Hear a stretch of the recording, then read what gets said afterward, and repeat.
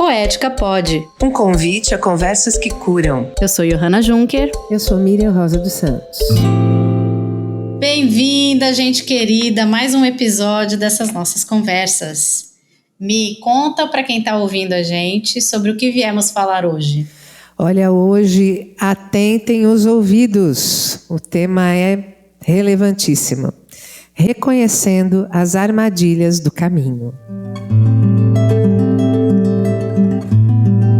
Essa é a parte 1 de uma conversa que teve que ser dividida em 2 episódios, porque é muita coisa, são muitas armadilhas, não é mesmo? É muita armadilha nessa existência. Oh, Jesus! Você achou um texto que eu acho que é muito relevante para uma das primeiras armadilhas que a gente pode reconhecer. Você se importa de ler para a gente? Não, claro que não. Conversando aqui com a Iô, depois de muita vivência e muita troca, ficou muito claro para nós que uma grande armadilha na vida é a desconexão. Quando a gente está desconectado de si mesmo, quando a gente está desconectado da nossa história, quando a gente está se sentindo à parte dos acontecimentos da vida, a gente simplesmente não percebe que nós criamos, às vezes, muitas ciladas e armadilhas para a gente, né?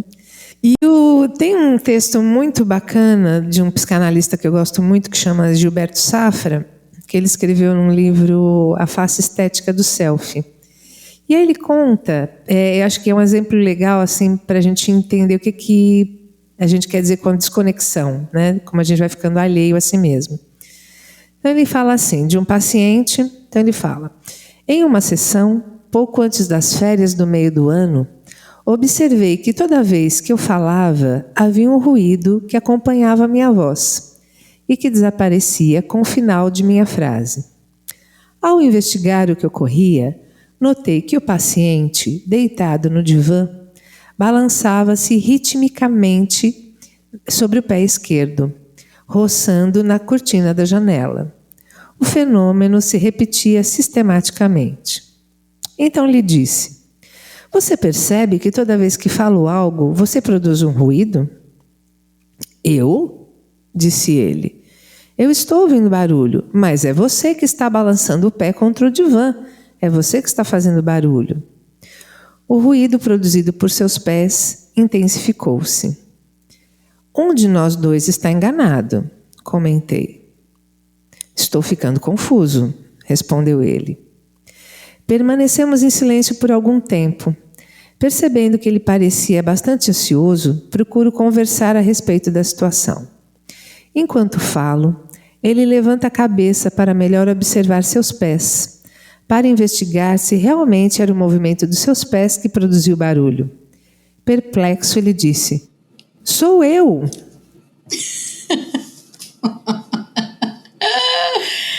E eu achei esse exemplo perfeito, porque muitas vezes a gente promove situações de ardis na nossa vida, porque nós estamos falando de armadilha, não são só armadilhas que a gente produz, mas sobre esse texto, né, sobre o nosso pensamento do dia. Nós produzimos muitas armadilhas sem perceber. Sem dúvida. A gente se arma muitos laços, principalmente porque a gente está desconectado da gente mesmo. E aquilo que ele resiste permanece, né? E quando ele compreende, o ruído desaparece. Sim. Assim, eu imagino que ele vai estar consciente, entendeu? Sim. Fica bem. E não atribui mais ao outro, né? Que ele fala, não, você que está batendo o pé aí no divã. Para ver como ele estava desconectado do próprio corpo, das próprias reações, né? Uhum. E aí eu acho que tem três tipos de conexão que a gente pode pensar juntos hoje, Ioiô. Que a primeira grande desconexão da gente é a desconexão com a nossa história. Sem dúvida. Se a gente não tem noção assim, de onde partiu, a gente não consegue entender o resto da jornada, né? Uhum. Então, se a gente não entende, a princípio de tudo, as nossas tramas familiares, a primeira coisa, a gente não consegue entender por que a gente se constituiu do jeito como se constituiu, né? se eu consigo entender quais são, por exemplo, as expectativas que são lançadas sobre mim pelos meus pais, pelos meus criadores, pelas pessoas que são relevantes da minha história, eu não consigo nem diferenciar o que é meu e o que é do outro. E aí eu vou atuando de um jeito para cumprir uma missão que me foi imposta. E fica muito pesado, porque essas demandas, essas expectativas que vão grudando na gente, vão deixando a caminhada muito pesada. A gente vai tentando se arrastar, mas imagina que isso está grudando na nossa carcaça e chega uma hora que você tem que tomar consciência, se conectar com isso, tomar consciência e tirando de si, despregando de si, né? Essas expectativas que grudaram na gente. Ou chacoalhar tudo de uma vez. Também, se conseguir, seria ótimo. Enquanto você falava, me veio uma imagem assim, né? E fiquei imaginando como se você, quando você nascesse, você ganhasse uma mochilinha, né? Que você põe nas costas, sim, fica com o zíper aberto. E aí cada um vai lá e põe na mochilinha a sua expectativa, né? Um pezinho morto. Nossa, sua mãe quer que você seja uma mulher de negócios, bota lá a expectativa dela, né? Seu pai quer que você, sei lá, seja qualquer coisa, imagine qualquer coisa que tenha a ver com a sua, né? E quer que você seja uma grande musicista, joga lá a expectativa dele, né? A vovó quer que você case e dê bisneto, bota lá a expectativa. Quando você vê, você está com uma mochila de 120 quilos, né, sobre a sua frágil coluna cervical, né? Que nem estruturada ainda está. Você que é apenas um bebê. Exatamente. Quando você vai vendo, a viver vai ficando um fardo, né? Porque juntam tantos desejos que são aleatórios ao seu desejo que vai ficando muito complicado de fazer essa seleção do que é meu e o que não é meu. É uma armadilha muito grande. E sabe o que está me ocorrendo? Uma dimensão dessa armadilha que está me ocorrendo é que nem sempre esses fardos, essas falas ou esses desejos, eles são explícitos e pesados, assim, a gente não consegue distinguir o peso deles imediatamente quando coloca lá na mochilinha, porque vem em forma de um elogio, vem em armadilhas mesmo, assim, camuflados e numa roupagem como se fosse de cuidado, que na verdade não, se a gente for parar para pensar, não é mesmo o cuidado. Então a gente tem que, conforme a gente vai tomando consciência, a gente tem que ficar, um processo de desenvolvimento da sagacidade, eu acho, da cisma, quando a gente ouve esses elogios, ou quando a gente ouve comentários, ou quando a gente está ali no seio, né, da família, de ir percebendo, assim, e eu acho que essa percepção, ela está muito no corpo. Ela não é uma coisa que necessariamente vai passar pelo racional, que você vai entender de imediato. Eu acho que o corpo vai dizer, opa. Nossa, é muito interessante corpo, essa expressão de cisma. Porque é quase como se a gente precisasse ter uma certa desconfiança, né, das expectativas que são expostas, né, que são impostas, não expostas, são impostas. Totalmente. Né? Totalmente. Desconfiar. O Winnicott, que também é um psicanalista muito legal, maravilhoso. Inclusive o Safra é o papa do Winnicott no Brasil, né? Acho que por isso que eu gosto do Safra, porque na verdade eu gosto do Winnicott. E quando ele fala assim, é que em cada berço há uma questão, ou um enigma, ou uma missão. Então, muito. Né? Nossa, isso é muito forte. Ou tudo junto. Ou tudo junto, né, amiga? Para ilustrar, né? Porque aqui nós não se exime, nós fala de nós também nesse podcast. Por exemplo, né? Eu sou uma pessoa que eu nasci com uma missão no berço, já. Eu já nasci para suprir um lugar no casamento, para ajudar o casamento dos meus pais a se manter. Eu nasci para fazer o outro ficar bem, né? Então essa missão comprometeu muitas relações da minha vida, porque eu sempre me senti como aquela que tinha que socorrer, né? Era aquele complexo de irmã Dulce 24 horas por dia. Até entender. E como é que isso foi se reproduzindo nas outras relações, Mi? Você viu essa reprodução? Muito. Quer dizer, com, né, o esforço da análise, a gente vai enxergando.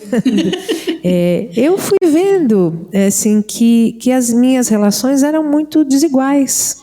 Em que sentido? Né? Eram relações que tinham muita doação da minha parte, muito cuidado ao outro da minha parte, e que isso ia e não voltava. Né? Então, eu vivia num sistema de inanição total.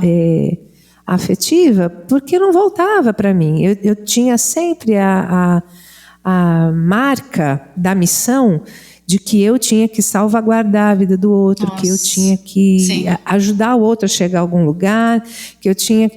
E, óbvio, as relações são feitas disso também. Né? Mas não só disso, né? Essa que é a questão, não é só cuidado. Isso. Não só, mas também. Né? Vamos botar aí os pronomes, as preposições, os advérbios, nem sei mais que figura gramatical que é essa, do não só, mas também.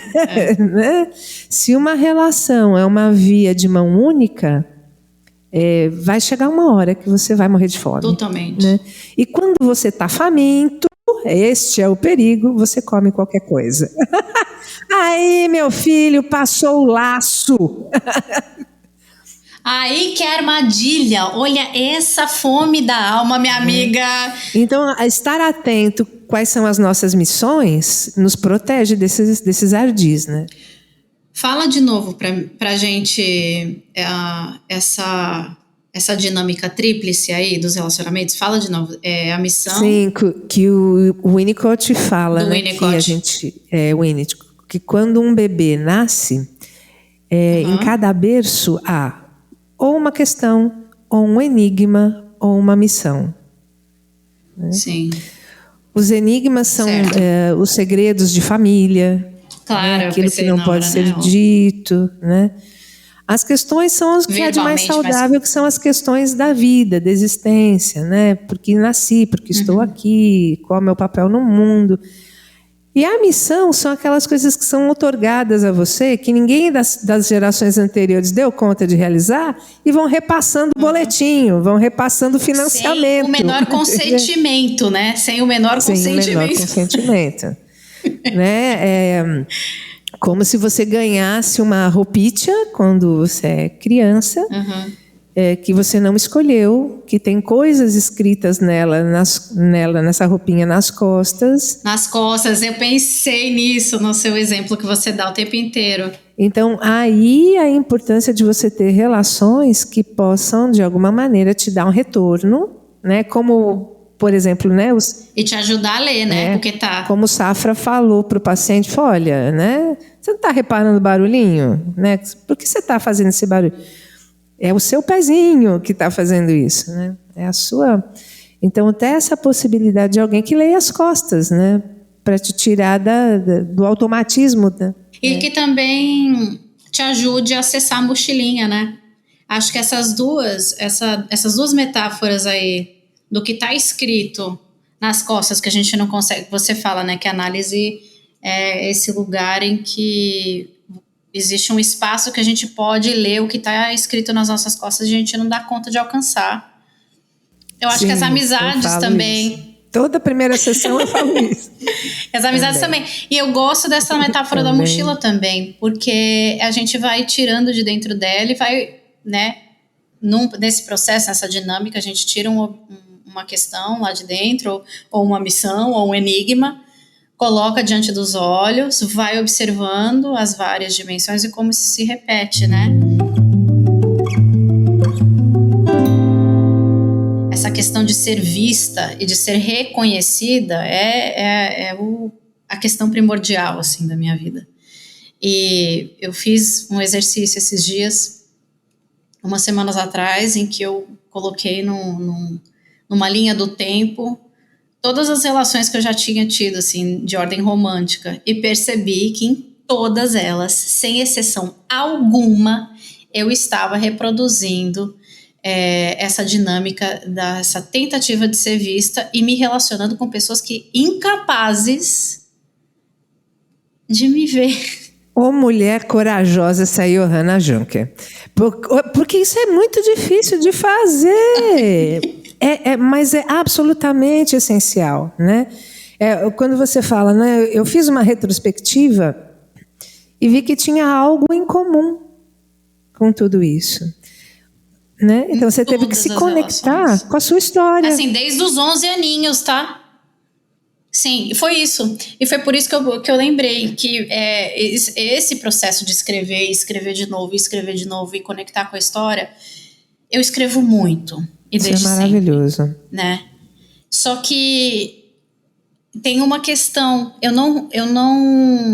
É muito bom, façam isso, pessoal. Isso é muito importante. A gente precisa de registros do presente, assim, no momento, de como a gente está sentindo ali, naquela hora que a gente está escrevendo. Eu não tenho costume de reler as minhas coisas, não tenho esse costume. E eu estava lembrando que durante o processo de divórcio, assim, eu tinha acabado de me separar e eu estava mexendo nas minhas coisas, desencaixotando, organizando, e achei um caderno, que eu gosto muito de escrever à mão mesmo, assim, em caderno, papel, caneta. Tem uma coisa, acho que conexões neurais acontecem e que você acessa informação, ainda mais eu que sou muito ligada ao tato, à mão, o que as mãos fazem, né? Tem uma possibilidade de resgatar informação que eu não acesso digitando no computador, sabe assim? Ou num rolo de câmera, enfim. E aí acho esse bendito desse caderno de matérias do mestrado. Acho que era uma matéria de arte e arquitetura, eu não me lembro. Eu sei que do mais absoluto nada eu dissociei ali na aula e comecei a escrever sobre mim. E às vezes rende bem mais, né? Um conteúdo tão importante. É um conteúdo tão importante que eu mais relevante ainda. Ora, as bolas. E amiga, ali em 2010... eu já tinha todos os sinais de que o relacionamento que eu estava era mais desse lugar de não reconhecimento. E aí, no finalzinho, eu escrevo assim: Johanna, não se esqueça que o seu desejo é de ser artista, doutora e professora. Ah, que coisa linda. Eu olhei para aquilo, amiga, e falei assim, cara, olha aqui, o cerne do meu desejo. Eu já sabia o que eu sabia, meu corpo já sabia o que sabia, meu corpo já tinha registro dessa memória, essas camadas, né, das vísceras. Estava encarnado na carne mesmo, essa consciência. Só que aí a mente da gente vai criando labirintos e vai botando a gente em armadilhas e desvirtuando a gente do caminho da alma, sim, né? Nossa... Que fantástica essa anotação, porque a consciência, né, o contato é a grande chave que a gente tem para desarmar, né, uma cilada, né? Quando você Sim. se lembra, né? Sim. É como você falando com você mesmo, Johanna, lembre-se do seu desejo. Lembre-se que, na verdade, o que deve estar na mochila são esses 3 desejos. Todo o resto, né, são os desejos alheios. Tem até uma frase, acho que eu já comentei com você, que o pessoal que faz as barras de Access, que é um bagulho muito doido, muito interessante, que eu não domino, então não vou nem explicar o que é direito, mas tem uma frase. Procurem saber. Isso, gente, dá uma olhadinha, porque é interessante. Mas eles colocam propostas de perguntas para si mesmo e para o universo. Especialmente na hora de dormir, que é quando o cérebro está mais vulnerável. Vulnerável não é a palavra, mas... Sensível. Sensível, isso. Mais sensível, então é um momento de fazer questões importantes. E tem uma frase que o pessoal da Barra de Access faz muito, que é assim: a quem pertence isso? Nossa, quem quer o que eu acho que eu quero? A quem pertence isso? Exatamente. É a você? É a sua mãe, é o seu pai, é o seu esposo, é o seu chefe, é o seu filho? A quem pertence isso? E aí a conclusão da frase é mais bacana ainda, que é assim: a quem pertence isso? Devolvo ao remetente com consciência anexada. Uau! Boing, o gongo, boing, da consciência. A quem pertence isso? Devolva ao remetente com consciência anexada. De quem é este pacote da mochila? É meu mesmo? Quem que enfiou esse negocinho na minha mochilinha? Sim, porque assim, os desejos cobram um preço da gente. Não é? Você falou lá, meu desejo eu quero ser artista, doutora e professora. Rapaz, só você sabe o preço que cada um desses desejos te custa. Não é? Te custou. Né? Você queria ser doutora, quantos esforços, quantos anos? Então, se os teus já custam muito, como é que você faz para dar conta dos teus desejos e dos desejos que estão de penetra, os objetos que não foi você que pôs na mochila? Chegar à consciência de que todos esses desejos eram da ordem do fluxo, de dar passagem para um fluxo criativo, né? Do estudo, da criatividade com a arte e da troca da sala de aula. Esses são meus desejos primordiais e permanece, e sempre foi assim, desde que eu era criança. Assim, eu gostava dessa coisa de brincar de escolinha, fazer arte, em todos os sentidos dessa palavra, mas também e sempre muito curiosa com o estudo. Em nenhum desses desejos estava essa coisa do relacionamento. Então, assim, eu estava completamente imersa nesse âmbito relacional, tentando fazer uma coisa dar certo que talvez nem cabia, que nem fazia parte da minha própria mochilinha. Alguém tinha colocado ali dentro que, estarás num relacionamento cis, heteronormativo, sabe assim? Eternamente, amém. Eternamente, para todo sempre, amém, até que, sei lá, a morte o separe. Ou a infelicidade. E percebi em 2000 ou a infelicidade. Ou a doença também, né? E aí percebi que 10 anos depois eu estava completamente no caminho. Eu tinha retornado pro essencial do desejo, das vontades, daquilo que gera vida, enfim. Foi um momento de poder, assim, ter contato com essa história. O presente que foi abrir esse caderno naquela página, sabe? Foi também perceber que, olha o caminho percorrido, cara. Você deu conta, mesmo não tendo lido isso antes, e mesmo não tendo trazido isso à memória constantemente, à consciência constantemente, alguma coisa em você te manteve no caminho de volta para si. Assim, lindo, né? Você estava conectada com isso. Porque olha que bonito, né? Os teus 3 valores, que é descobrir, conhecer, né? Descobrir, expressar e compartilhar. Assim, do que eu te conheço, isso te define. Né? Exatamente, que lindo. Obrigada, meu HD externo. Que estou para isso. É para isso que estou aqui. É uma honra. Ai, amiga, eu também. Muita honra. Eu acho que essa conexão com as nossas próprias histórias é o nosso maior patrimônio, amiga. E aí eu acho que dá pra gente caminhar pra parte 2 dessa conversa. Então, gente, quem estiver ouvindo, quiser saber o desdobramento da próxima conversa, as outras armadilhas, porque virão mais, a gente vai estar aqui conversando no próximo episódio. Beijo, gente. Vamos ter coragem de sustentar essas perguntas a nós mesmos, mesmes. Sim. Vamos sustentar essas questões para não cair na emboscada novamente, né? Sim. Beijo, ouvidos atentos. Até a próxima. Gente. Um prazer enorme estar aqui com vocês de novo. Até a próxima. Sigamos vivendo de uma maneira poética, né, Iô? Porque a vida pode ser assim. Poética pode. Pode sim. Um beijo. E aí, gostou do episódio?